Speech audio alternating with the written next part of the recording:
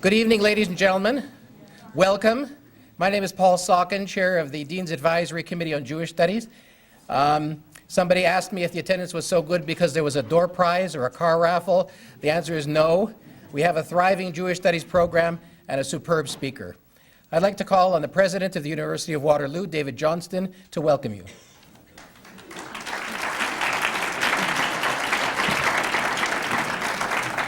Thank you very much, Paul. I'm just delighted to see this auditorium filled.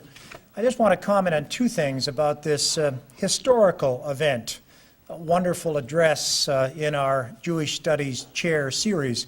First of all, that it's taking place here in Father Siegfried Hall of St. Jerome's University, affiliated with the University of Waterloo. St. Jerome's is really the father of the University of Waterloo, or mother, because it has been a degree-granting institution long before the University of Waterloo became a university in 1957, with that rich Catholic tradition. And here we are in this hall with our Jewish Studies series of lectures, demonstrating the ecumenicism of St. Jerome's and the importance of the topic that will be addressed tonight for all of us interested in justice in the world. The second thing I wanted to say is I have the pleasure of sitting with a group of high school students just in the back corner, and I was chatting with two of their teachers who explained why they are here tonight. The group of high school students have come because they're part of an advanced history program at St. Benedict's High School here in the Waterloo region.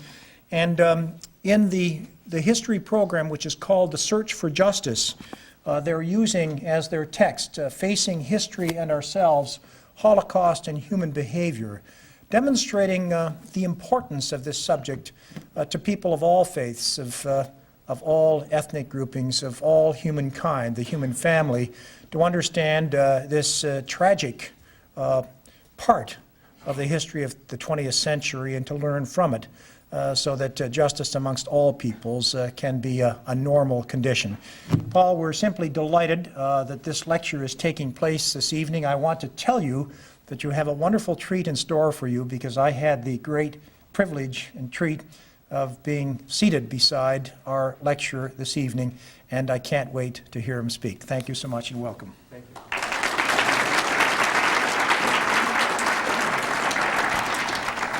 Thank you, President Johnston. I would now like to call on Professor Jim Walker of the History Department at the University of Waterloo, who will introduce our speaker for this evening. Jim?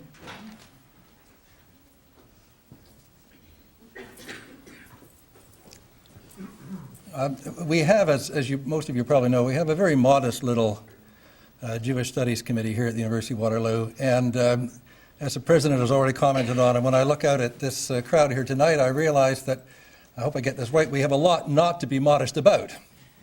In particular, this world-class, truly world-class lecture series that we've been able to put on for the last several years and continuing with no great exceptions tonight. Stephen Katz, our lecturer, is one of our most outstanding possible lecturers that we could have coming here to Waterloo. After he did his PhD at Cambridge, he has been at, now I'm going to authenticate it, it's not because I can't remember it, it's because it will seem more real to you if I read it, where Stephen Katz has been either at a regular appointment or a visiting appointment. And in fact, you just let slip another one that wasn't on my prearranged list. Dartmouth, Cornell, Yale, UC Santa Barbara, Pennsylvania, Yeshiva University, Hebrew University of Jerusalem, and Harvard. And he just told me a minute ago, Toronto. And I thought, although I was going to leave Toronto off, I thought if you put Oxford and Waterloo on it, you'd have everything necessary to have been everywhere important. Stephen Katz has written a large number of, authored a large number of publications. I stopped counting at about 60 articles, 3 or 4 edited books, and books of which he is a sole author, which I'll just mention: Jewish Philosophers, Jewish Ideas and Concepts, Post-Holocaust Dialogues. These are all different books. Historicism, the Holocaust and Zionism, and the Holocaust in Historical Context. These writings have won many awards, including the Jewish Book Award, the American Association of University Publishers Outstanding Book Award, most recently the University of Tübingen's Lucas Prize, an honor he shares with the Dalai Lama. I've read some of Professor Katz's work, some of those things I just mentioned. We have them all in our library, you'll be pleased to know. I've also heard him speak at a number of conferences in the past. And one thing I can tell you is that Professor Katz is not only a committed scholar, but his scholarship is committed, and I am quite confident that we're going to see an example of that tonight. The topic, Jewish resistance during the Holocaust, of course, is one that's worthy of a scholar who is no wilting violet, and so I'm very pleased to be able to bring to the podium now Professor Stephen Katz.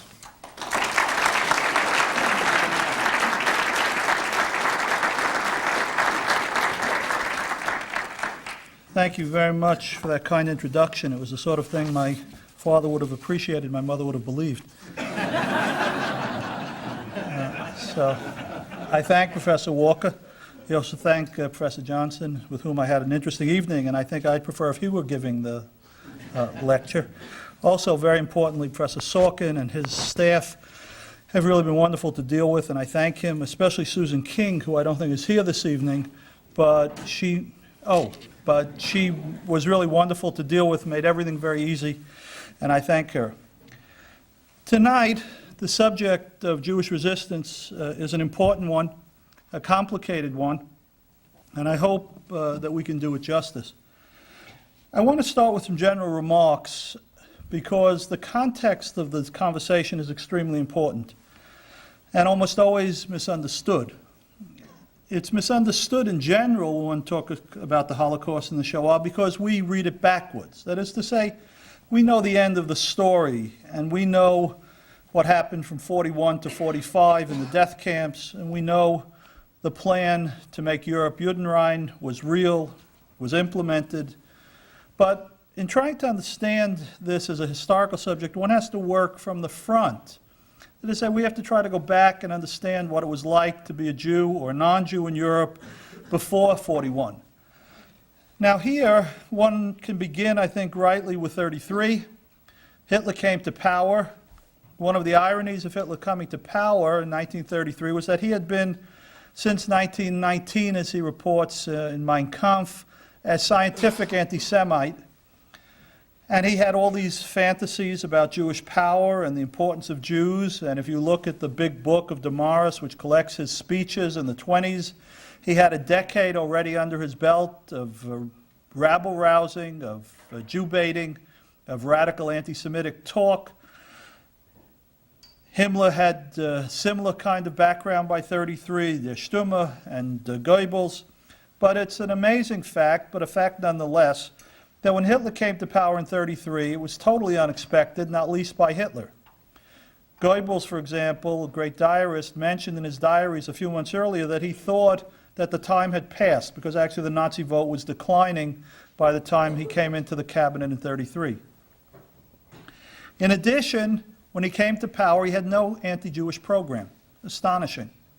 For all of the rhetoric, there was no real program. And so what he fell back on was essentially recycling all the anti-Jewish laws of the church and of the states of medieval Europe. And that was the initial program with some physical violence against Jews on the streets. But it was un-Germanic and unsatisfactory for a scientific anti-Semite to have pogrom-like behavior on the streets of Germany. And so they moved, as you know, to the Nuremberg laws in 35. The Nuremberg laws are crucial because before you can ostracize, persecute, and finally murder Jews, you have to be able to define who they are. And so the Nurembergs are a crucial moment, and then from 35 to 38, they implement laws to essentially disemancipate the Jews of Europe, of Germany. By disemancipation, I mean to take away all the civil rights, all the equality and legal protections that the Jews had gained since the unification of Germany in 1870-71 under Bismarck. Jews, however, could not foresee, nor could Germans, nor could anyone else, yet a final solution. Even with 39 to 41, it was not clear what Nazi policy was. 39, the war begins in Poland. It's a different war on the east. The Nazis have a very, very different view of the Slavic peoples as, again, an inferior people. And things take place in Poland that would never have taken place in Belgium or Paris. But nevertheless, you need to know that there was no policy to murder the Jews of Europe in 1939. There was no policy to murder the Jews of Europe in 1940. There was a policy only coincident with the invasion of Russia in the summer of 41. We know that there was a lot of debate between 39 and 41 between Himmler and the German High Command. There was a struggle within certain factions of the Nazi Party. But despite the claim of people like Lucy Davidowitz, the fact of the matter is there was no policy yet as to making Europe a death camp for the Jewish people. We're not sure when the decision was actually made. Certainly, coincident with the invasion of Russia in 41, there was the creation of the Einsatzgruppen. And the Einsatzgruppen did their grisly work in 2 sweeps. But it's not even clear that in the very first orders to the Einsatzgruppen that all Jews were targeted for death. It may have only come in a few months subsequent to the invasion, where having killed so many Jews, especially Jewish men, it then was decided to kill Jewish women and children. Certainly by the end of 41, the plan is real. Hess has been called in to plan Auschwitz by Himmler, and the whole policy of mass murder is now well underway. Now, I mention this all by way of prolegomena for one reason. If you ask about Jewish resistance, the question is, resist what? Until 37, 38, in Germany, Jews resisted, but they didn't have to resist physical murder. And people like Martin Buber and Leo Beck were heroic in that period in mounting Jewish education, creating alternative schools, doing things through Jewish institutions and synagogues to compete with, to combat the terrible ostracization of the Jews of Germany. But to this point, it was only a German issue, and there was no physical violence. There was no real mass murder. From 39 to 41, the situation, of course, is different. You have ghettoization. The ghettos are terrible, terrible places. They're established soon after the Germans come to power in Poland. Now, of course, the situation is radically changed. Germany's at war in a different way, and it has 3.3 million Jews in Poland to deal with. But still, ghettoization was not a policy yet of mass death. There was still talk of deporting Jews, Madagascar, other things. The fact is, ghettos were not yet a total plan of annihilation.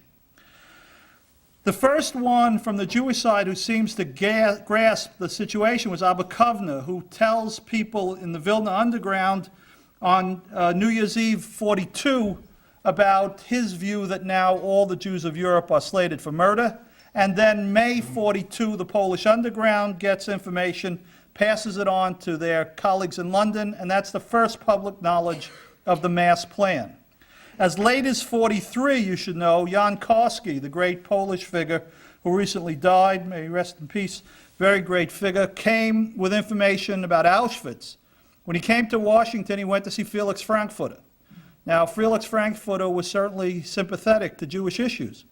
When he told Frankfurter about Auschwitz and the plan to murder the Jews of Europe, Frankfurter said to him, "I can't believe you, even though I know what you say is true." It was something very difficult to grasp. And therefore, we have to deal with a situation of an unprecedented kind in its own context. Secondly, you have to understand what resistance meant. Who was resisting? What were they resisting? There were 2 kinds of assaults against Jews, a subject I'll come back to in a minute. There was a physical assault, the actual pulverization of Jewish human beings, the murder of men and women and children. But also, fundamental to the Nazi view of the Jew was an assault on the Jews as human beings, dehumanization. The idea that the Jews were Untermenschen, subhuman. And therefore, it was, in a sense, the Nazi program to create a situation to mirror what they took to be the Jewish reality. Namely, Jews had to be reduced to a situation without dignity, without humanity, without moral concern. That Jews had to be defined outside of the orbit of moral obligation. So Jews were resisting 2 kinds of assaults. They were resisting physical assaults, and they were resisting what we call spiritual assaults, an assault on their dignity. And when we talk about Jewish resistance, we not only have to talk about it in the right order, in the right context, we have to talk about it in terms of both of these possibilities. Now, there's another issue about resistance. I look out at the audience, I see a lot of young people, which is a wonderful thing. And if at this campus, God forbid, something were to rise up and the young people, Canada's student population, like all student populations, 18 to 22, or graduate students, 24, 25, the high school students, we told them, things are bad, resist. They're all healthy, they're all young, they could run away. But in running away, they would have to ask some very important questions. First of all, what about their parents? Well, if they're on a college campus, they don't worry about their parents, as long as they send checks. But the fact is that in the situation of making moral choice, not everybody is a single person like on a college campus. You have to ask, if I run away, what will happen to my parents? Will they get food rations? Will they be protected? What will happen if I'm married to my wife and my children? Remember, 1 million children will die in the Shoah. What will happen to aged grandparents? So heroism was not always a matter of what you think of, namely running away to the forest. Sometimes heroism meant staying put. More often than not, that was the case. Of deciding that one was, as it were, the breadwinner, some possible protector, or have the illusion of protection, at least beginning. Secondly, there is an issue of reprisals that you always have to deal with when you think of this subject. You all know that Heydrich, who was the head of the SS, in charge of the issue of Jewish liquidation under Himmler, was killed in Czechoslovakia. When he was killed, the entire town nearby was liquidated as a reprisal. This was very unusual, to liquidate an entire town of non-Jews. In the Jewish case, the issue of reprisals, total and dramatic reprisals, was always there. So, for example, let's say you did form a partisan band, and you did go out and kill Nazi officials or Nazi soldiers or blow up trains or do the things that you usually think of as underground activity and resistance. The consequence might be catastrophic. For the train you blew up, thousands might die. I want to read you one historic case to show you what I mean. This is an instance of resistance in a small town in Eastern Europe. It could be replicated many times. In Dolhinov, a small township in Belarusia, with 3,000 Jewish inhabitants, a resistance group was formed in 1941 under the leadership of Leib Selchuk and Leib Mintzel. Searching in the forest for Soviet partisans, they were caught by Byelorussian policemen and Germans, beaten up and tortured. At night, with the help of an iron bar, they broke the barred window of their cells and escaped into the ghetto. On the following day, March 15, 1942, the Dolhinov Judenrat, the Jewish council, was told by the Nazis that all of the Jews of the ghetto of Dolhinov would be killed if the two resistors did not come forward. The two escapees could not be found, and on March 17, 1942, 1,540 Jews were murdered. Now that is the proportionality. That is the issue that one has to always think about when one deals with the question of resistance. At what price? Also, you need always to remember that the Jews looking forward were not foolish nor cowardly, but they were basing themselves on historical precedent. You all know Santayana's famous remark, those who don't know the past are bound to repeat it. Well, here you have the reverse situation. Jews knew the past. And they knew from their study of history that in no situation do masters kill slaves. By that I mean, they understood perfectly well, and the whole policy of the ghettos all over Europe was essentially the same. They knew that the Germans were extremely short of manpower. You all know that they forced into labor not only Jews, but Frenchmen and Poles and people from the Ukraine, Dutchmen. They were desperately short of labor. Only 50 million Germans fighting against all the Allied armies and, of course, the enormous Russian front.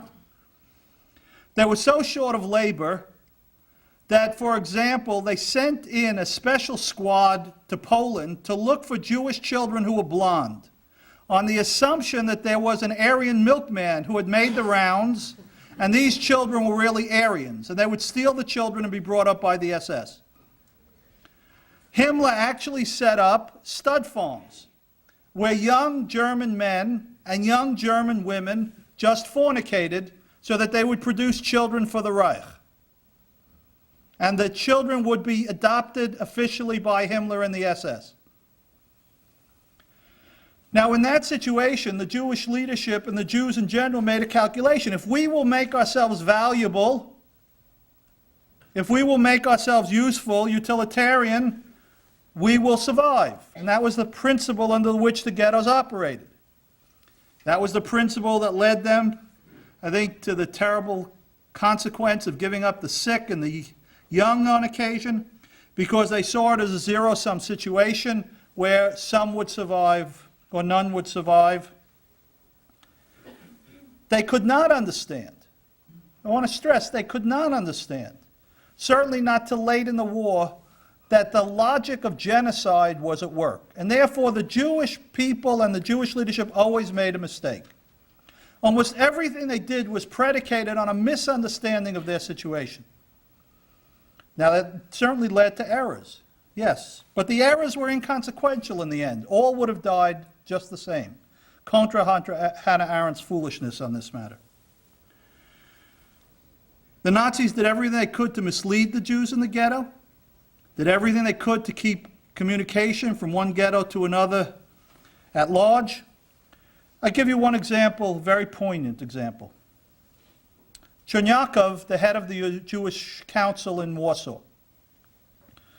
Chernyakov did his best, very difficult situation. One day he comes to the headquarters of the Jewish Council early in the morning and he hears a rumor spreading. What is the rumor? The ghetto is about to be liquidated. He, of course, hasn't heard officially of such an act, puts his hat and coat on, and he runs to the Nazi officials that he deals with, and he comes into the headquarters and he sees a low-level official, and he says to him, rumors are circulating in the ghetto. Terrible, terrible rumors. People are frightened that the ghetto is about to be liquidated.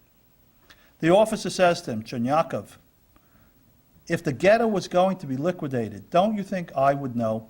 After all, I'm in charge of the Jewish issue. Go home. No such orders have been given.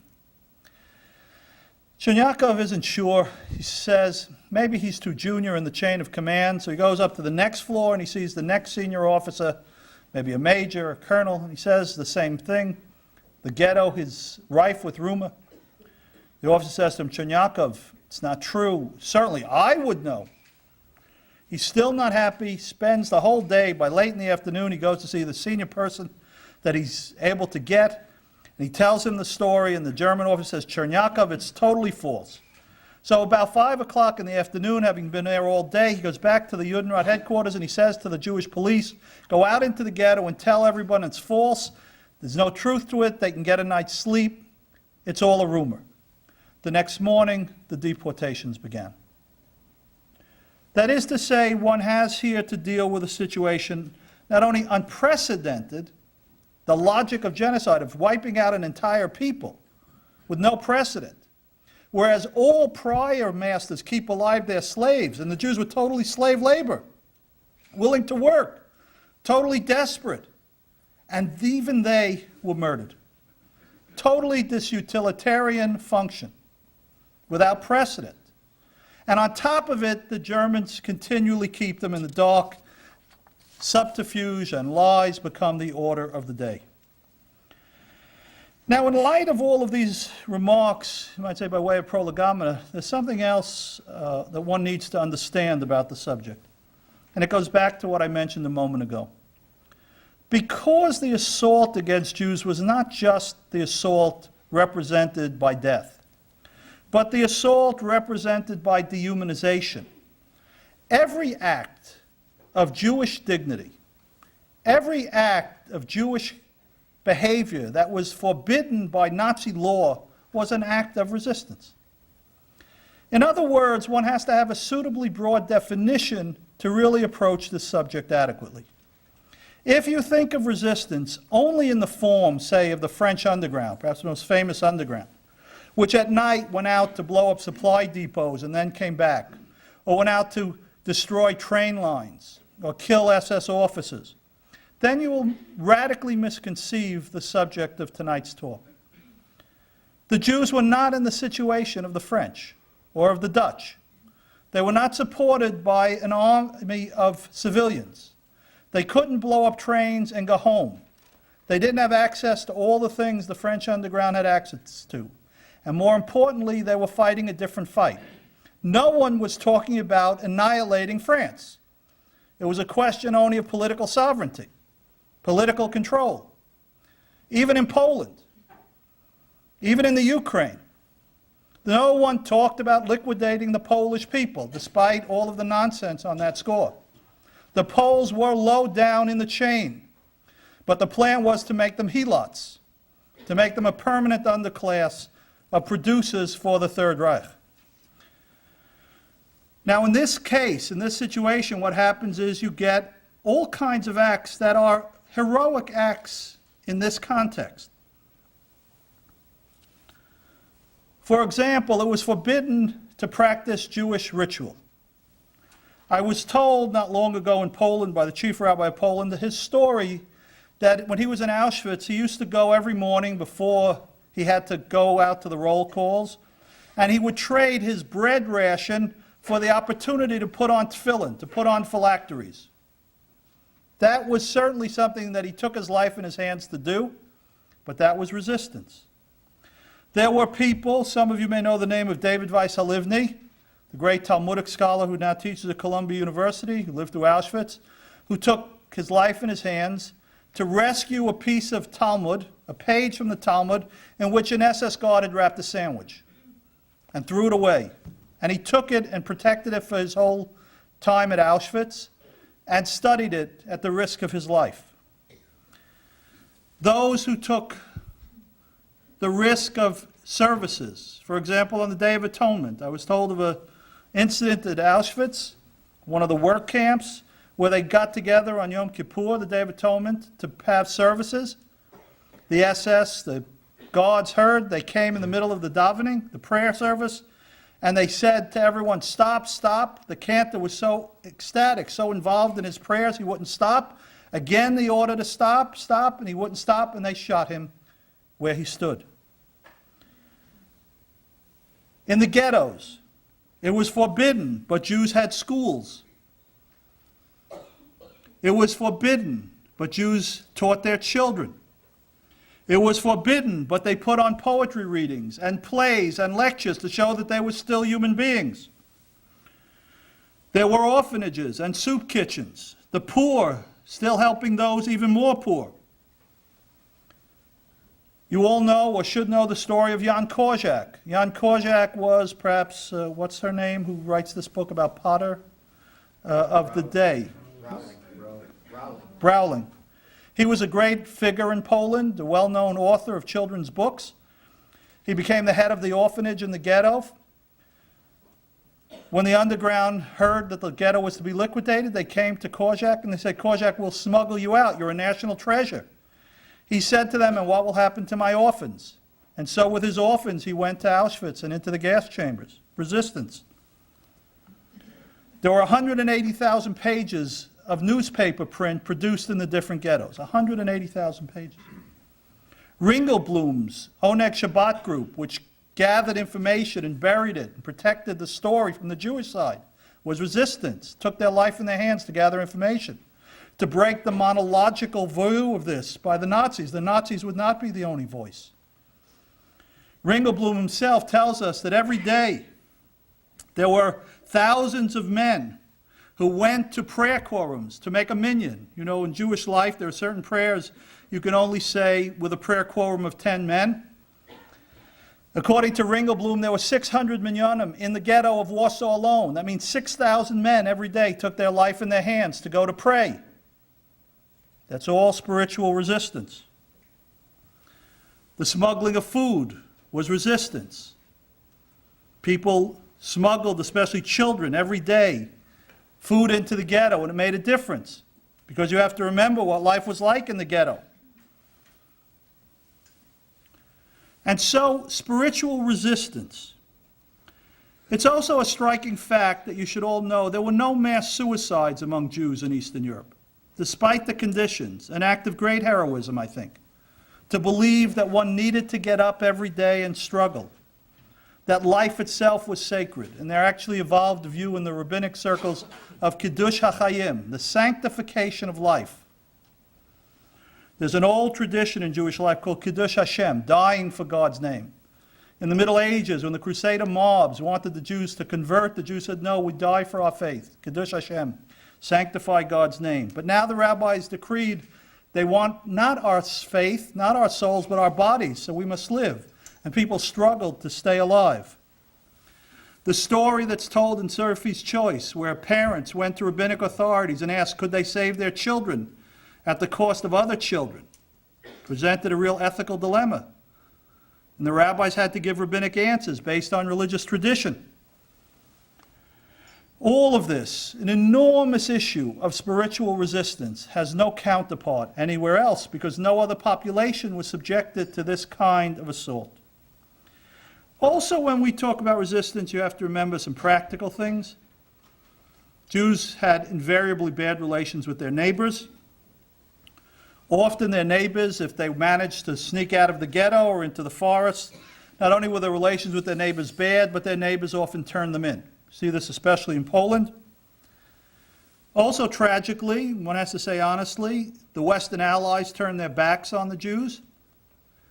Continually, the Jewish underground asked for support, sent delegations, requested support from minimal support like announcing certain things over the BBC, warning of what would happen at the end of the war, to actually asking for munitions, weapons, money, and so on. But almost without exception, it was not forthcoming. I'll give you two incidents of a notorious kind. There are many. The first has to do with a document that was smuggled out of Auschwitz, gotten to Switzerland, to the American World Jewish Congress in Switzerland, and it's called the Auschwitz document.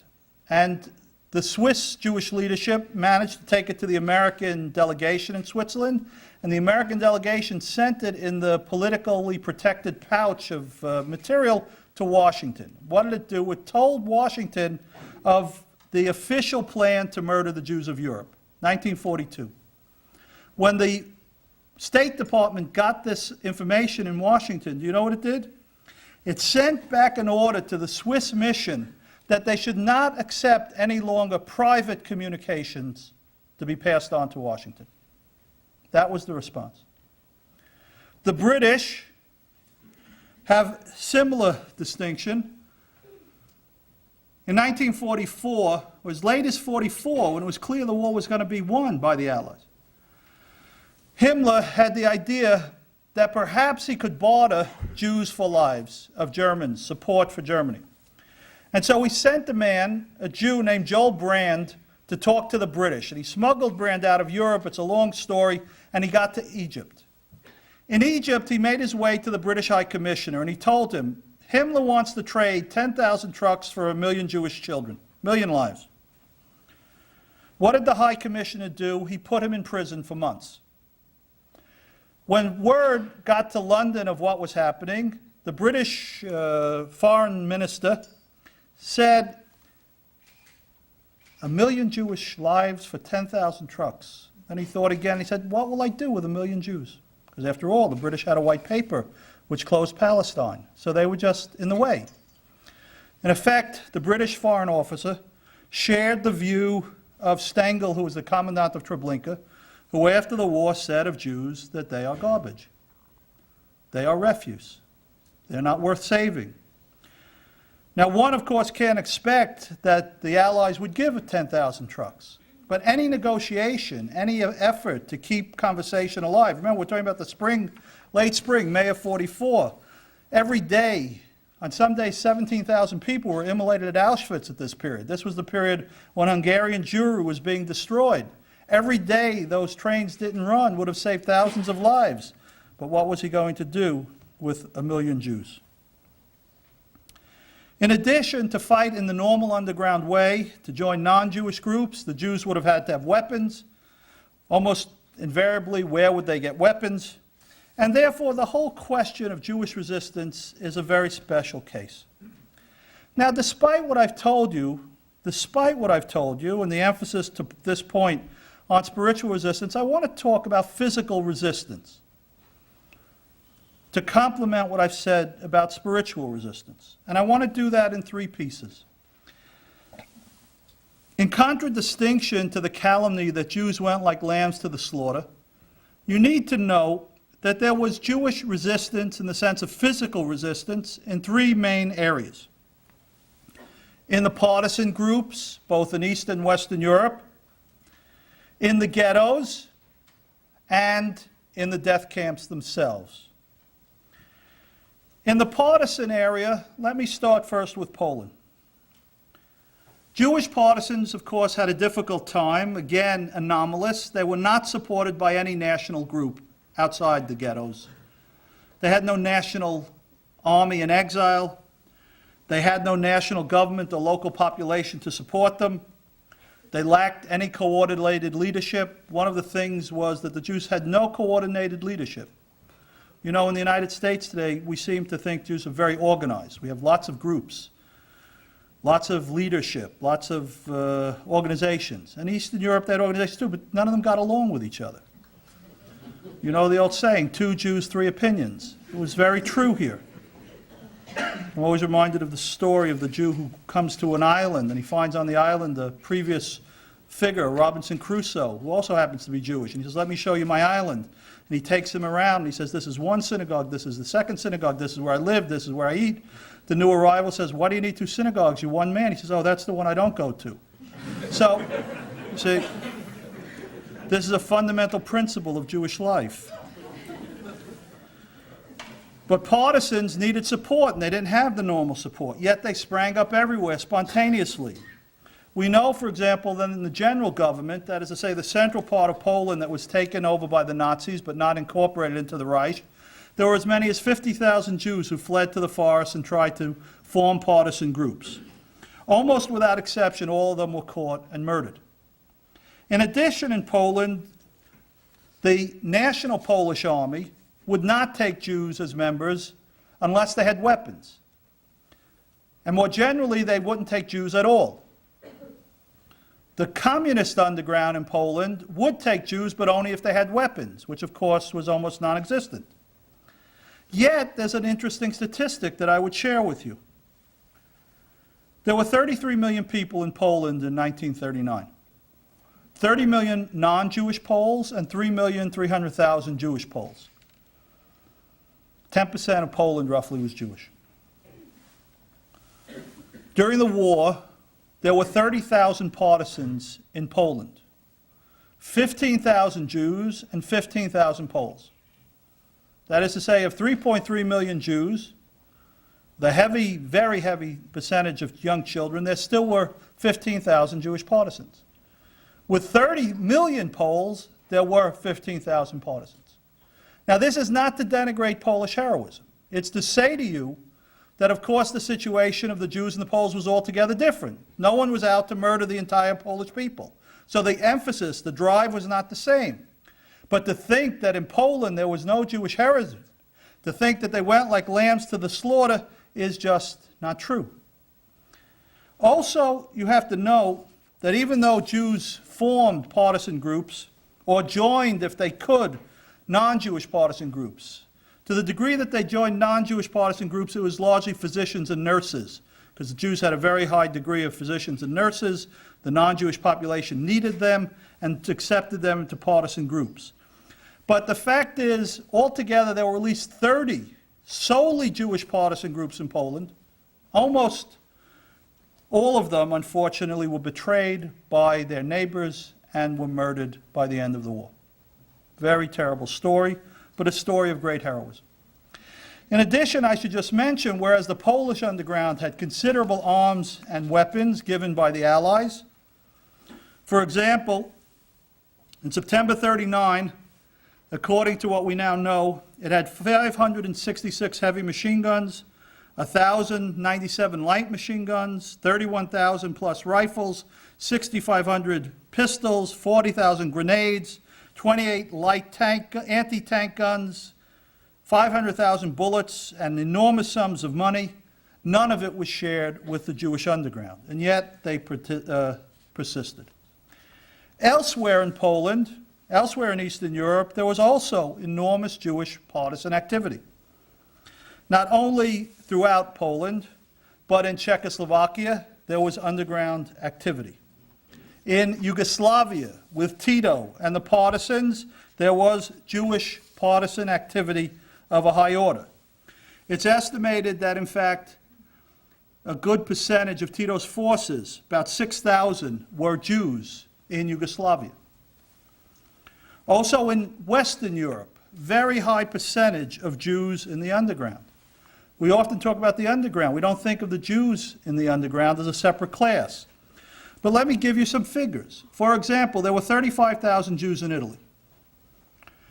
Now, Italy was a special case during the war, as many of you know. It was a curious case. Mussolini, who was the father of fascism, and who entered into the alliance with Hitler, was not an anti-Semite. He introduced anti-Jewish laws in Italy, but there was no murder of Italian Jews while the Mussolini government remained in office. You might say nothing works in Italy, including anti-Semitism. Of the 35,000 Jews, especially after Mussolini fell and the SS took over the running of Italy and killed 6,000 of the 35,000, most of the Jews of Italy thankfully survived the war. One of the highest rates of survival is in Italy. Jews formed underground brigades, 2,000, very high percentage of a population of 35,000. Not only did they join the Italian underground, they were its leading cadre. There was a long tradition in Italy, actually, of Jews since 1870, Jews in the Italian army. Jewish generals were quite popular. Now, given the functioning of the Italian army, that's not something we're proud of, but that's a fact. Jews felt very Italian. The only real Italians are Jews. Jews have been in Rome for 2,500 years. Just go to the Jewish catacombs, which unfortunately are kept under lock and key, and you will see how old the Jewish community of Rome is. Mussolini had a Jewish girlfriend, which is also an old custom. Titus, the emperor, had a Jewish girlfriend, the sister of the king of Judea. Her name was Beatrice. She was the Monica Lewinsky of her time. But in Italy, you have enormous heroism, to such a degree that many Italian partisan groups take the name of Jews who fall in the struggle and become the such and such brigade named after Jewish leaders of the Italian underground. And there's one famous event in particular in Italy. Along the Adriatic, there was a Jewish concentration camp in Cervigliano. Here, the Italian Jewish partisans got in touch with the British, and they formed, for the only time, I stress, the only time during the war, a joint raid on the concentration camp. The British sent in the RAF to bomb. The Jewish underground attacked the camp, and they liberated the concentration camp and freed several hundred Jews who were incarcerated there in Italy.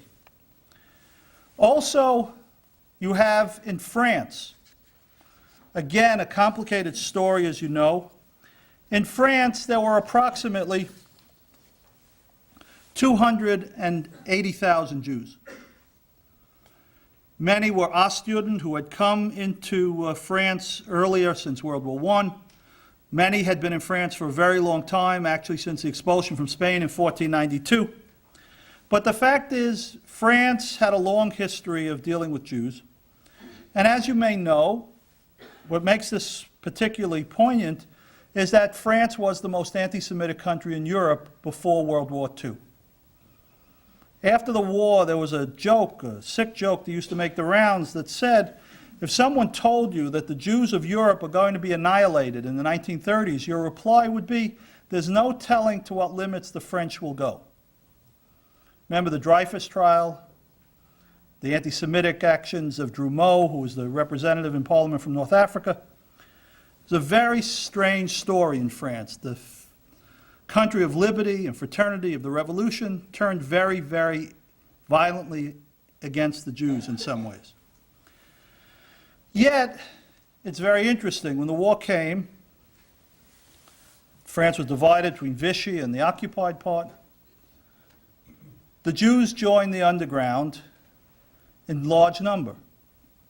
Now, it's not clear, but it seems to be the case, based on what we can piece together, that not only did the Jews of France create their own organization, underground organizations, called the Jewish Combat Group, that published Jewish newspapers with Jewish interest, forged documents, did other kinds of things to save Jewish lives, smuggled Jewish children, and so on. But also 20%, that means 1 in 5, who were participants in the French underground, out of a small population, were Jews. And of course, perhaps the most famous is Marc Bloch, who many of you will know, the great historian, one of the fathers of the Annales School, was killed, he was captured and killed as a leader of the French underground, a very great figure. Now, of course, in France, the Jews survive again in large number. About 85% of Jews survive. And the reason is the French. They're very perverse. And they took the attitude that it's okay for us to hate our Jews, but how dare you hate our Jews? And so they protected the Jews more or less. It's a very curious story, very serious situation in France that ironically protected and saved Jewish lives. About 85% of the French Jews survive, despite the rampant and rabid anti-Semitism. In Belgium, again, a very interesting story. Belgium had approximately 100,000 Jews when the war began. Some Ostjuden, some Jews from the East, some indigenous Jews. When the war began, a significant number of Jews were able to get out of Belgium, but then those who were trapped immediately found, almost uniquely, except for Italy, very wide public support. In Belgium, there was wide sympathy, again, perhaps based not on sympathy for the Jews, but rather on a kind of nationalism to support and defend Jews. And this went from the top down.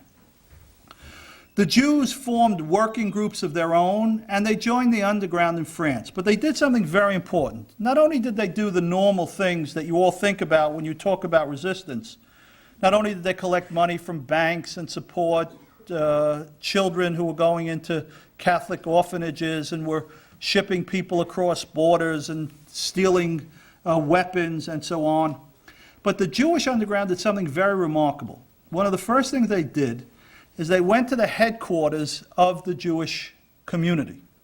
Now, unlike the Jews of Eastern Europe, who were totally, what should I say, chaotic in their organization, the Jews of Belgium were very Germanic, very organized.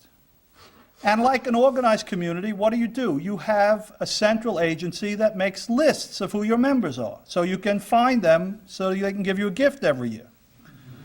You know, there's a story of two people who are on an island, and one is a Jew and one isn't, and the guy who isn't Jewish is tearing his hair out there on a little terrible island, and his friend is sitting there placidly, not worried at all, and the non-Jewish fellow says, "How can you sit there so calmly?"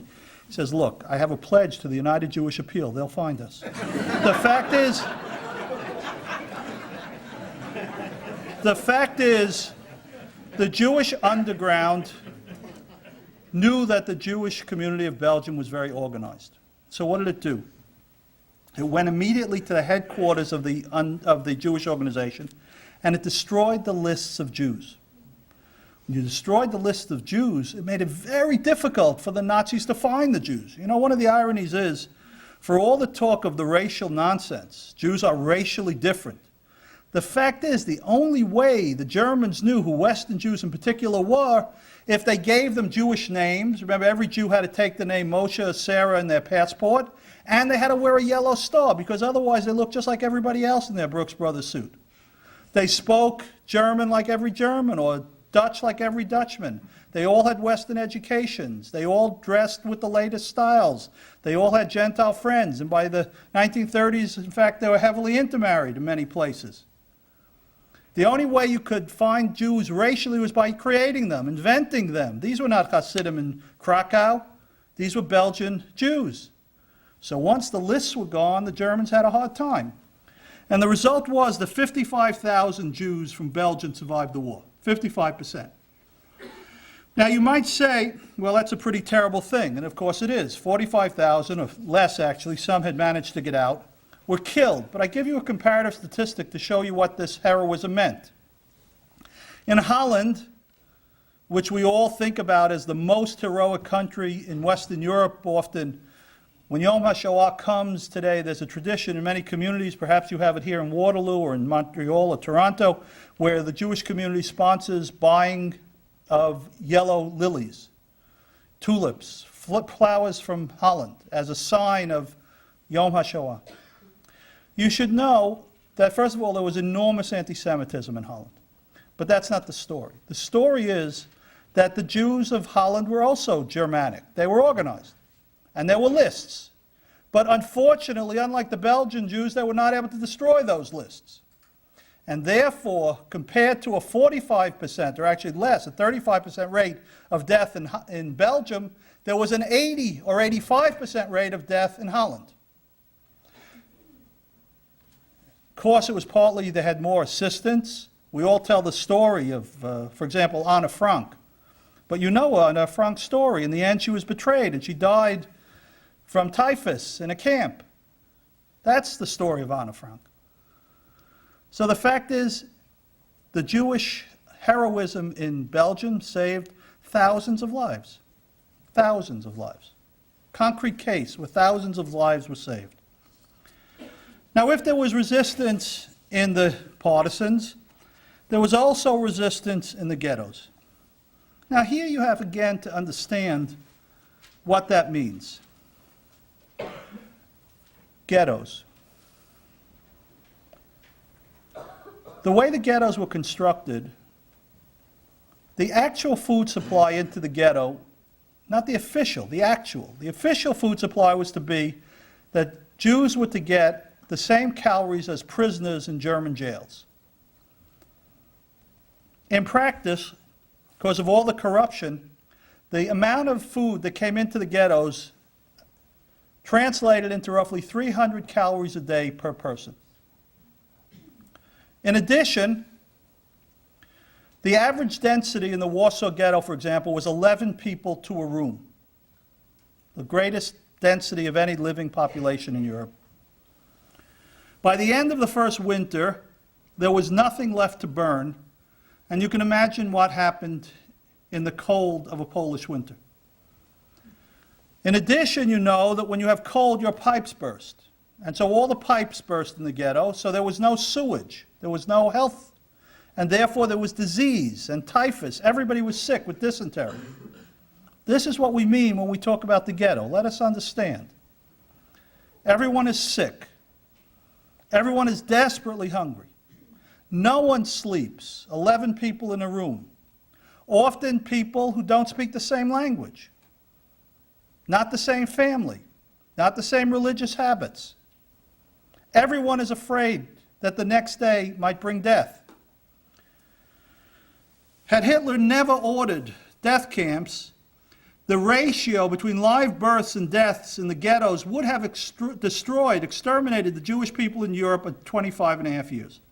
They didn't have to do anything else, just keep the ghettos operating the way they were operating, and in 25 and a half years, all the Jews of Europe under his control would have been dead. So when we talk about resistance, we have to see who's doing it. People in extraordinary circumstances. On top of the question of reprisals, on top of all the things I mentioned earlier about bad relations with their neighbors. Yet there was resistance. You all know about the Warsaw Ghetto, which I'll come back to. But you should know that already in September 42, in some small ghettos, in the Lachva Ghetto and Neuschwitz Ghetto, there was physical uprisings.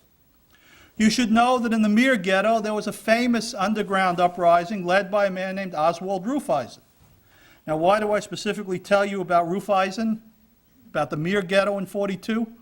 After the war, Oswald Rufeisen converted to Catholicism, and he's known as Brother Daniel. Famous Brother Daniel case where he came to the state of Israel, said he wanted to be a citizen under the law of return. This is the leader of the Mir Ghetto uprising. In the Bialystok Ghetto in August 43, there was an uprising. And that was with the support of the Jewish councils, a subject I want to come back to. In the Vilna Ghetto, there was armed resistance led by Abba Kovna. There was no general uprising there because the head of the ghetto, Yaakov Gens, feared reprisal would destroy the whole ghetto, so he counseled against it. But secretly, they supported the underground, and Kovna and his men were able to fight the war. In Kovna, with the aid of the Jewish council, there was resistance. Chaim Yellen, a 30-year-old poet, led Jews in a physical resistance in the Kovna Ghetto. In the Kovna Ghetto, also, I tell you one of the remarkable stories of the war. You know, one of the terrible fates of Jews was to be put into the position of dealing with the Germans in different ways. Of course, I think perhaps the most terrible of all would be the Sonderkommandos in the in the death camps that I'll come back to, the young men who had to do the work of the gas chambers. But there were in the ghettos Jewish police. Now, Hannah Arendt and others have been hostile. And it's easy to find examples of policemen who abused their authority. Under these conditions, it would be unbelievable, frankly, if there was no policeman who saved his family at the expense of someone else's family, people who took bribes, people who assisted in ways they shouldn't have assisted. It doesn't surprise. The Jewish councils created the Jewish police. They created the Jewish police because they thought rightly that Jewish police would be more sympathetic to Jews than SS men or Ukrainians or Poles. And in general, I would say they were. And the evidence comes in one dramatic case here in Kovna. There were 140 Jewish policemen in Kovna. The Nazis learned that there was an underground being formed by Yellen and that there was a plan for a general uprising. So they rounded up the Jewish police and they said to the Jewish police, we want you to go out into the ghetto and to find out who the leaders of the underground are and bring them in. We'll eliminate the ghetto uprising. The ghetto police did not do that. They were all rounded up by the German officers, by the Germans, and they were interrogated. And they were told, unless you tell us who the leadership of the underground is, you will be killed. Not one of 140 policemen betrayed the underground and all were murdered. That's resistance. In the Minsk ghetto, have a different situation. Minsk, because of its location near the forests, the Judenrat, the Jewish councils, understood that they could successfully defend themselves to some degree in the forest. And so they assisted the underground. Between 6,000 and 10,000 Jews were smuggled out of the ghetto with the help of the Jewish council, and about 5,000 of those people survived the war. In the Warsaw Ghetto, under Zionist leadership, 3 battalions were formed. Anilevitz led them, a young man in his early 20s, the same age as some of the students here in the audience. They had no illusion that they would defeat the Nazis. They had no illusion. If the French army and the Polish army and the Russian army wasn't going to defeat the Nazis, they were not going to defeat them. When they asked for weapons and arms, they got 25 rifles and revolvers from the underground, a few grenades and bullets. But when the Nazis came in January of 43 and took off 6,500 Jews, they knew this would be the end of the ghetto, and they formed resistance. And it broke out, as I said, on Passover. It was put down by General Stroop, but it took 3 weeks. But the Jews here knew that they would all die. that they would be slated for death. That was the condition under which they undertook such resistance. But they understood also that what they were saving was the image of the Jew as part of the family of humanity. They were saving not themselves, but the fact of Jewish dignity and Jewish heroism.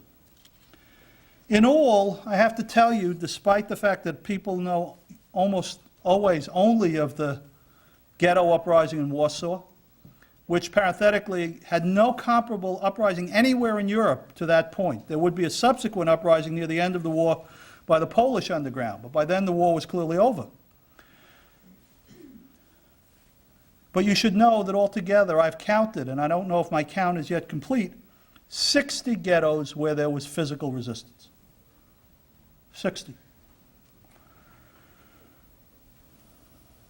Now, if there was resistance in the partisans, and there was resistance in the ghettos, I should also say something about the Jewish councils. Let me just say a word about them. The Jewish councils were created by the Nazis. They were not created by the Jews. Whoever served on the Jewish councils were the groups that led the ghettos. They were required to serve by the Nazis. Interestingly, no rabbi served on a Jewish council anywhere in Europe. They all operated on the principle, which was part of the general misunderstanding they had, that the Nazis would lose the war, and their issue was to keep the Jewish people alive, and therefore they made compromises. They gave up the sick, they gave up the elderly, sometimes even the children, but they acted on the principle that they needed to save the Jewish people from extermination. They had the principle of work for life, and they based it on their historic knowledge that I mentioned to you before. Despite the misunderstanding, despite all the calumny and all the charges that have been leveled against the councils, and that's why I take a minute to mention it, you should know that the council policy did keep Jews alive. It did extend the life, for example, of the Bialystok ghetto. It did extend the life of the Vilna ghetto, of the Kaunas ghetto, of the Sialny ghetto, of the Luzh ghetto. It kept them alive longer than they would have. Doesn't mean ultimately, but it did work in a sense that it kept them alive. Moreover, from their perspective, you have to know that, for example, the Luzh ghetto, which was the largest ghetto after Warsaw, was only liquidated, it was the last ghetto to be liquidated in 1944. The head of the Luzh ghetto is one of the most maligned figures in the whole record of the Shoah. His name was Rumkowski. My colleague at Boston University, Leslie Epstein, wrote a book about him, King of the Ghetto. Very infamous character. He used to walk around with boots that made him look like a Nazi, and he adopted the style, you might say, of a Nazi. And he talked about the Jews as my Jews, as if he were king of the Jews. And he's much reviled, and he's not a figure that one wants to say very nice things about if you look at the way he actually operated. But you should know the following, that in 1944, because of his activity, there was still almost 80,000 people alive. 80,000 people alive in the ghettos, mostly in Luzh, some in few of the others. At that point, the Russian army had already invaded Poland. The Russian army was 75 miles away from Warsaw, and it decided to call it a campaign for the year and to hunker down for the winter. Had they moved on and come and liberated the Luzh ghetto, they would have found 70,000 Jews alive because of the policy of the Jewish Council. And Rumkowski would be one of the great heroes of World War II. That's what you have to understand. This is not a story that makes normal friends and enemies. Everywhere, Jewish councils acted with great heroism. And you should know, despite the stories, and again, it's true, there were those who misused their position. There were those who sold favors. There were those who protected their own families. But you have to know that all of this was created in a context where they were responsible for the ghettos, and in the end, their actions made certainly no negative difference. Almost all of the Judenrat leadership dies. They're unable to save themselves. About 11% of Judenrat members survived the war. And more importantly is this. Despite all the charges, all the criticisms that you can make of the councils, I want to make one point above all. The wholly new situation represented by Treblinka and Sobibor and Chelmno and Auschwitz caught them in an impossible, unpredictable situation. What they did in the end did not make any more Jewish corpses than otherwise would have been the case. By that I mean, despite Hannah Arendt's accusation, for example, in Eichmann in Jerusalem, and subsequent foolishness, the fact is that the Jews could not run away, the Jews could not act very largely different than they acted, that the Jewish councils were not monsters. And the fact of the matter is this. If you want to understand it, think in the following analogy. In Eastern Europe, when the Nazis first arrived, there were no Jewish councils. And in two sweeps, from the summer of 41 till 43, the Einsatzgruppen went out and murdered between 1 million and 1.5 million Jews where they stood. That's what Nazi policy was. It involved no Jewish councils, no Jewish leaderships, no decisions about work for life, no giving up of the elderly or the young, no specific activity that could be called in any way improper. And yet Jews died at this enormous rate. And I put it to you to make a complex story available that the Jewish councils did not change the fate of the Jews for the worse. Whether they were there or not, the same number of Jews. The obsession to exterminate the Jews, which drove the whole policy, would have been there. And the reality of Jewish powerlessness was always there. And therefore, the Jewish councils are not the problem. Lastly, I want to talk about the most extraordinary, the most extraordinary resistance at the death camps. Now, of course, the death camps are a huge subject. I don't think any of us, unless there are some survivors in the audience, can possibly imagine what it was like to be in any of these places. Nowhere like them had ever existed before. People who were sick and hungry, who had suffered through the ghettos if they were Polish Jews for years, other Jews if they were recently conquered, was shipped off, sometimes for weeks, by train journeys like the Jews of Greece, Salonika.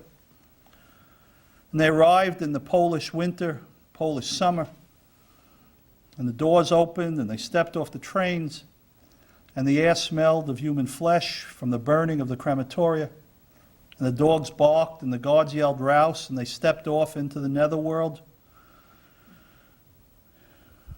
And they went off, by and large, to their death almost immediately. 9 out of 10 Jews at Auschwitz who arrived essentially were killed at once. But Auschwitz had, of course, work operations next door at Buna. The big German manufacturers like Farben and Daimler and Krupp had manufacturing plants. So some small number survived, but they were going to be worked to death. None were to live, of course. The plan was that they would die in 3 months between the ratio of food they were given and the production of energy that they would give out. 3 months they should die. At Chelmno, Sobibor, there were no work camps. Treblinka, 800,000 people died. Treblinka in 18 months, essentially, because there's no work, no reason to keep them alive.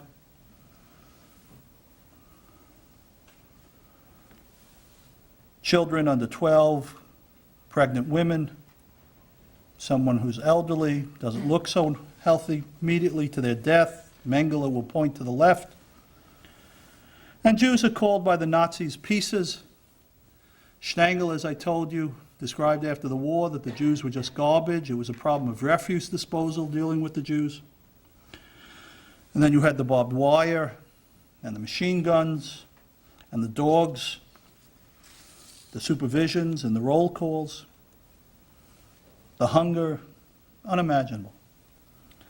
Now, for those who were not immediately killed, they were then subjected to a routine I don't have time to talk about. Most of you understand at least some inkling of what that was like, though really we don't really understand what it was like to even survive an hour. And yet, here at the gates of the gas chambers, there was resistance, physical resistance. In Sobibor, one of the major killing centers, in May 42, where 250,000 Jews were killed in 18 months of operation, the Jews rose up. And in the summer, August of 43, and then September of 43, they rose up in a physical rebellion against the guards at Sobibor. In the end, almost none of them survived. They were all captured. But Sobibor had a physical uprising, led, of course, by the Sonderkommandos, those young Jews who were kept alive for 3 months, rotated every 3 months, fed a little better to do the work in the gas chambers, to pull out the teeth of the corpses, to do the haircuts. Most importantly, when the Sobibor uprising occurred in October of 43, and the Jews ran into the forest, Himmler was so appalled that after the Jews were caught and the 400 Jewish prisoners were rounded up and shot, the camp was closed down. Physical resistance had a consequence. In Treblinka, the same thing occurred. The Jewish Sonderkommandos led an uprising in Treblinka, so offended Himmler that Treblinka, where 800,000 people had been killed in roughly 18 months, or less, really 13 months at Treblinka, Treblinka was closed down. Sobibor was closed and Treblinka was closed because Jews rose up. Almost no one survives these uprisings, but there are physical uprisings. At Auschwitz, where there is, again, Sonderkommandos and more Jews, on October 6th and 7th, 1944, the Sonderkommandos and some young Jewish women who were able to move from the work back among the prisoners raised physical resistance and blew up crematoria, one of the crematoria. After that, after October 7th, 1944, no one ever again was gassed at Auschwitz. You need also to know that after 42, essentially, from 43 and 44, only Jews were gassed at Auschwitz. Earlier, some gypsies had been gassed at Auschwitz and others, but after 43, only Jews. Because of this blowing up of the crematoria and the ending of the gassing, when the Russian army arrived in Auschwitz in the winter, January, mid-January of 45, there were still Jews alive. And then, of course, there was the infamous death march. But the fact is, none of these Jews, some estimates between 60 and 80,000, were still alive in January of 45 because there was no more crematoria. So these acts were not only acts of extraordinary heroism, but they were acts that saved lives, thousands of lives. An extraordinary phenomenon. Now I want to end by sharing a fact with you, and I'm troubled when I tell you what I'm about to tell you, so I preface it by saying that you must be very cautious about what I say, about repeating it or misusing it. I give it to you because it's an important fact that illuminates a great deal of the terrain which we've talked about this evening, but it needs to be treated with very special care. The fact that I refer to is the fate and the actions of the Russian prisoners of war. You know that Hitler had an enormous mania against the Soviet Union because he thought the Soviet Union was the bulwark of international Judaism. And in all of his writings, he always talked about Judeo-Bolshevism. That was his image, that the Jews are manipulating the Soviet Union in their interests. When the Russian army collapsed in the initial invasion of the Soviet Union, Stalin had incredibly destroyed his own army initially. He had believed false rumors that the Nazis planted that the senior officers were disloyal to him. Conversely, when he was told by a German Soviet mole that the war was about to begin, he killed the mole because he didn't want to believe the fact. So when the war began, he neither had senior officers, all of them had been killed essentially, and he was unprepared. And so you know what happened. And the first enormous wave turned out to be a blessing. And the first enormous wave of the invasion of Russia began Operation Barbarossa, June 41. The Russian army was completely overrun. And by September, end of September, early October, the Russian army had collapsed, and the German army had moved all the way towards Leningrad, down in the south. The Einsatzgruppen had already killed hundreds of thousands of people, and the 4 Einsatzgruppen had come and done their grisly, terrible work. I say it was a good thing because what happened was Hitler now made one of the great mistakes of the war. He disbanded a large part of the Eastern Army, thinking the war in the East was won. By the spring, the following spring, of course, he found out otherwise. It was too late. But the fact is that he captured 5 million Russian prisoners of war. An enormous number, 5 million. Now that's almost the same number of Jews who were killed in the Shoah, right? We usually use the figure of 6 million. Moreover, these were 5 million men. These were not children, Jewish children were killed. Large number of women were in the group, elderly. Here you had 5 million Russian prisoners of war. All of them were men in military age. All of them obviously had some military training. All of them had a command structure. There were officers and sergeants and corporals and foot soldiers, so they took orders. And all of them found themselves in a situation of absolute and utter desperation. Hitler gave an order that essentially all of these prisoners of war should die through starvation. And they did. Almost all the Russian prisoners of war died. So far, you understand this is a terrible thing.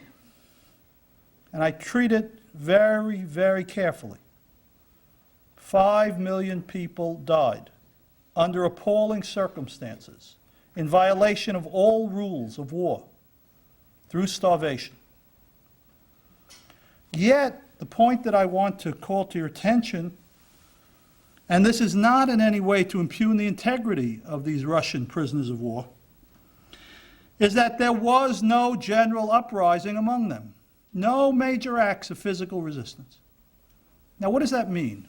Does it mean they were cowards? No. Does it mean they went like lambs to the slaughter? No. It means that in the trauma, in the alienation, in the disorientation of such circumstance, where you are hungry and defeated and pulverized, this is what happens. You become docile. This is the normal, extraordinarily ordinary response of human beings to these situations. Despite their numbers and despite their training and despite the fact they didn't have to worry about reprisal because their families were hundreds and thousands of miles away, they did not rise up. The Jews in 60 ghettos rose up. The Jews in 6 death camps rose up. The Jews in 138 different groups all over Europe joined partisans and rose up. Now the point here is, again, I stress, not to impugn the Russians, but to say, when one looks at this whole picture, when one treats all of the mediating factors that I've mentioned, when one understands the story from the front to the end, not the end backwards, when one takes into account all of the circumstances and the problematic of such existence, the remarkable fact is not that there was so little Jewish resistance, but that there was so much. Thank you.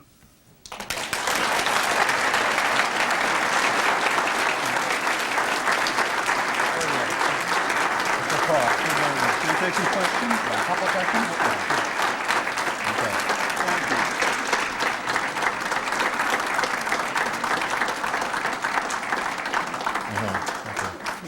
Okay. Thank you, Professor Katz, for that extraordinary address. and that memorable address. We're very grateful to you. Before I ask Professor Diamond to thank Professor Katz, I think we have time for just a couple of questions. So we will take... Sure. Easy questions. Is that a hand in the back? Would you please stand up? It'd be easier to... I was really quite moved by your comments this evening, and I wonder if you could comment on why discourse on resistance has been so slow to come, particularly from the academic community. Well, that's a good question. First of all, the study of the Holocaust has taken a peculiar turn. Not a malicious turn, a peculiar turn. That is, that the study of the Holocaust has largely been the work of European historians and German historians. And they've done extraordinarily important work. And of course, the greatest single Holocaust scholar is Raoul Hilberg. And even though Hilberg is of a Jewish-German family, Hilberg's work, as he tells us, and repeated recently in his memoir, was always founded, since he was a graduate student, on the principle of the primacy of German documents. Now, if you study the Holocaust from the point of view of German documents, you will not study Jewish resistance. If you look at the Stroop report, for example, which was the report about the Warsaw Ghetto, you get a different picture than I would give you of the Warsaw Ghetto. The study of the Jewish side of the Holocaust has been done much less, surprisingly, though the Jews are the victims, much less than the German side. We study German policy about the Jews, but we don't study about the Jewish response to German policy. Now, that's partly because who studies it, and partly because what they study is predicated on what they know. And they know a lot, but they don't know Yiddish and they don't know Hebrew. To do Jewish things, you have to know Jewish languages. And therefore, the whole training and the academic organization, you might say, of the study of this material as part of World War II. The other thing you find is that the overwhelming books, I'm sure it's true here at the University of Waterloo, the University of Toronto, which has a major library. If you go to the University of Toronto and you look in their card catalog, I'm sure you'll find, and of course they have a very distinguished Western European Holocaust scholar, Mike Maris, at the University of Toronto. You'll find that the overwhelming number of books that are in the library of the University of Toronto deal with Western European events. France, Germany, Holland, Western responses. The number of books on Poland and Russia and the Ukraine are very small. Also, of course, was a historical fact. Under the Soviet Union, this subject was not permitted, essentially, in the Soviet Union. They kept it all bottled up. Now the archives are opening. And we get a very distorted view of the war, the way we teach it usually. Usually we emphasize the West, but the real war was the war in the East. That was the Great War, was the war in the East, not the war in Germany or France. The French, what was the war in France? The French army rolled over and the Germans came and took over France. They signed a treaty because all the French didn't mind, right?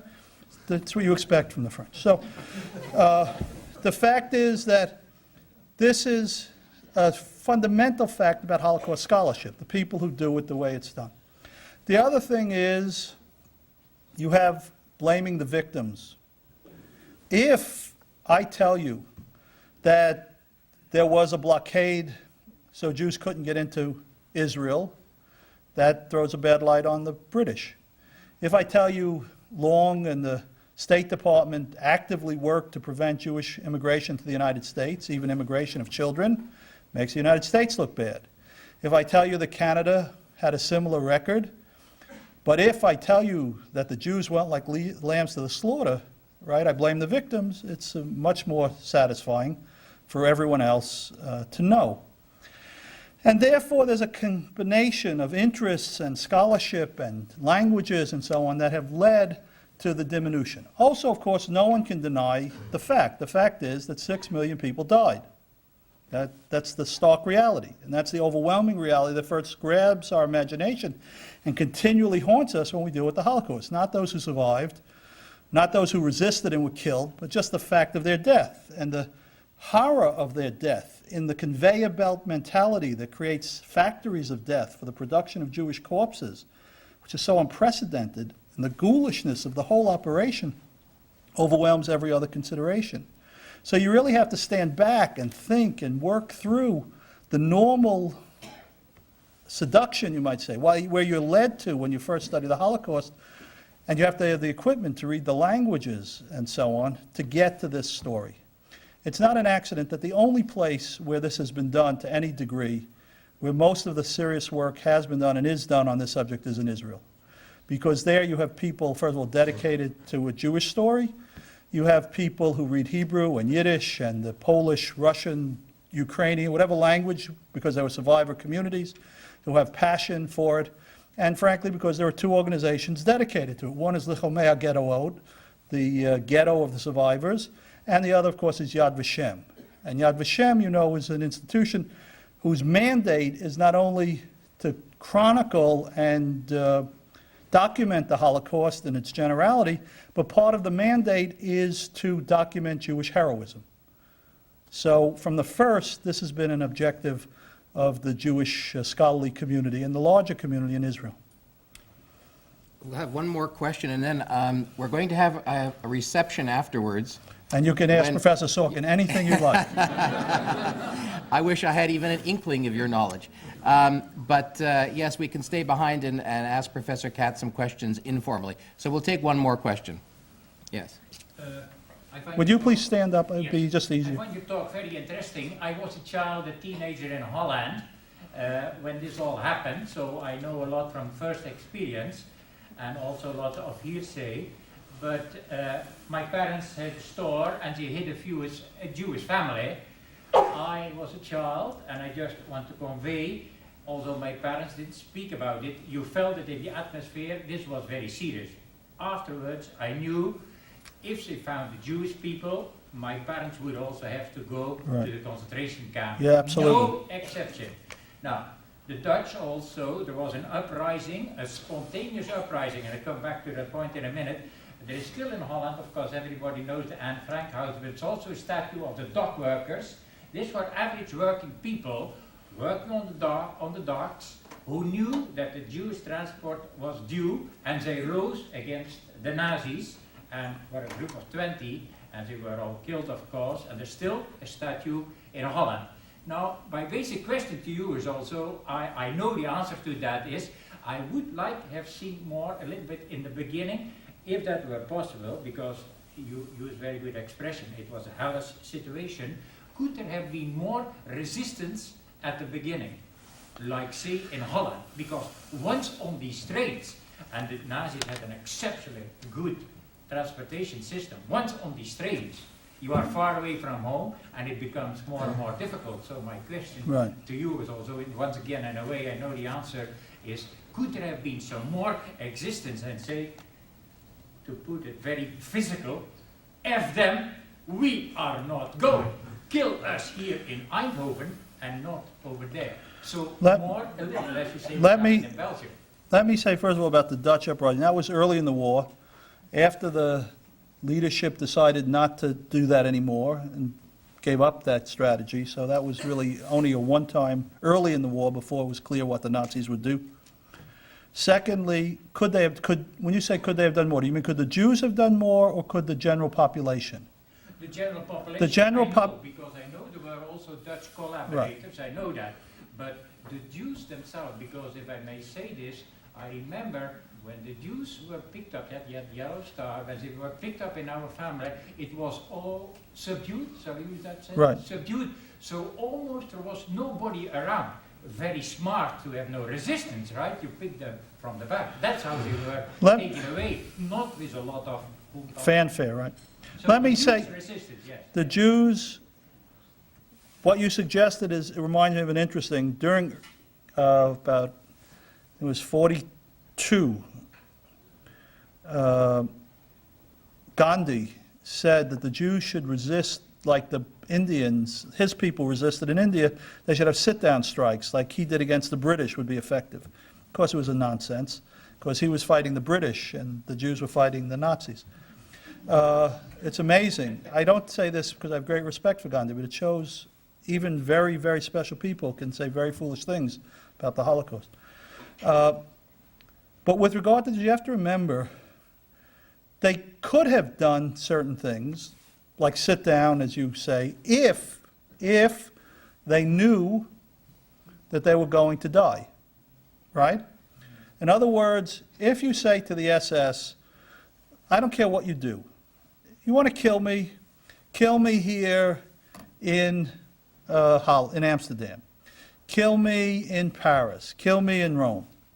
But you have to remember, most Jews, certainly this was true for Western Jews easily till 42, 43, did not know about the plan for total extermination. The Nazis did everything they could to keep that one of the great secrets of the Reich.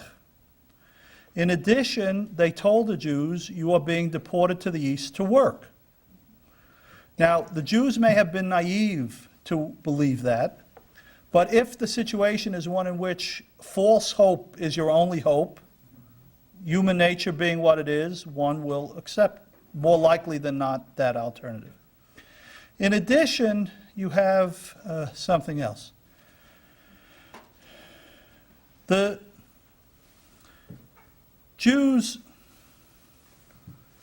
when they went off thinking that they would survive, had an image of the Germans that was a historically accurate image. They knew, first of all, that historically Germans are good and others are bad. For example, throughout the 19th century, you'll find that there were many countries where Jews lived, in Eastern and Central Europe. And this was the era of nationalism. And the population often had to take a plebiscite when the states became independent. Do they want to go with Germany, part of the great German state of Bismarck, or with the Austro-Hungarian Empire, or do they want to go with Hungary or Czech nationalism or Poland? And overwhelmingly, they said, we want to be Germans. Why? Because Germany is a liberal, progressive, Western modern state. For all of its anti-Semitism, it's far better than what the Poles are like, or the Czechs are like, or the Romanians, which was horrific in Romania in the 19th century. So for the Jews, Germans meant good, others bad. Secondly, they remembered World War I.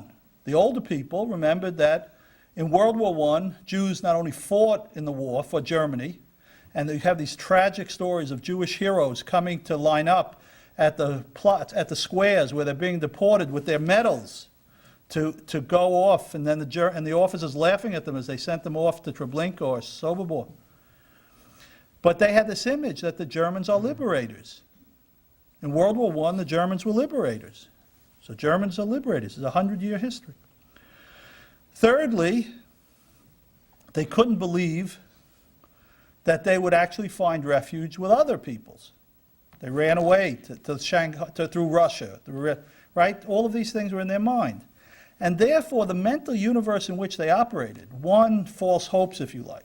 Two, ignorance of the facts, very important. Thirdly, the incorrect image of Germans as liberators, as civilized people. After Germany, right? Today, we want to send our kids to finish their education. We send them to Oxford or Cambridge. In the 19th century, early 20th century, where did you send your children? You sent them to Tübingen, you sent them to Freiburg, you sent them to Berlin, right? They had many more Nobel Prizes in German universities than Oxford and Cambridge had. That's where you played rugby.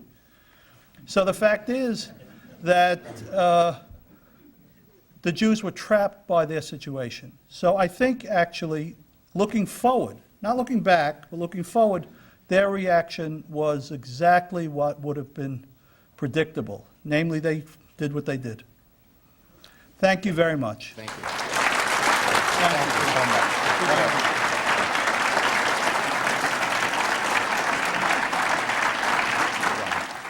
I would like to call now on the Joseph and Wolf Lebovic Chair of Jewish Studies at the University of Waterloo, Professor Jim Diamond, to thank our speaker. Thank you, Paul. I'll be very brief because Professor Katz has given us much to think about.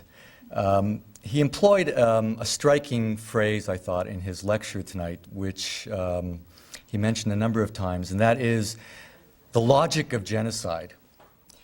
I thought this phrase sort of twirled around in my head during his entire lecture, and I realized that what we're talking about here is a period where you can characterize as the rationality of madness, the systematic, methodical science of human slaughter. Obviously, we're talking about a period that requires very careful and reasoned scholarship and an approach that bears a great responsibility before coming and arriving at pat and cliched answers. And Professor Katz has given us that tonight. And I want to thank you, because I want to thank you also because I believe that in addition to being a tremendously informative lecture from a historical point of view, Professor Katz has performed a mitzvah. And that is, as he quite rightly said and responded to one of the questions, that the nature of this topic has more than just kind of informative consequence, but it has ethical connotations. And the ethical connotation is that to say and to repeat the insidious calumny like sheep to a slaughter, which I hope this audience will never hear again and will be able to respond to, is to, in fact, co-opt the victims and make them part of this tremendous catastrophe and to make them partners with the Nazis. So I want to thank you on behalf of the Jewish Studies program and on behalf of the University of Waterloo for both a tremendously informative lecture and also for accomplishing this great mitzvah.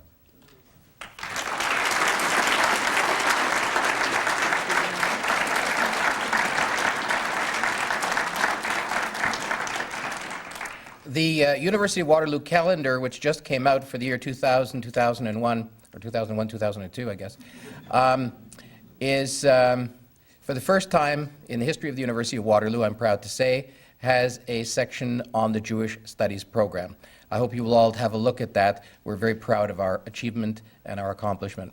Could I invite you to stay behind and enjoy the reception outside and to enjoy the company of Professor Katz. Thank you again for coming.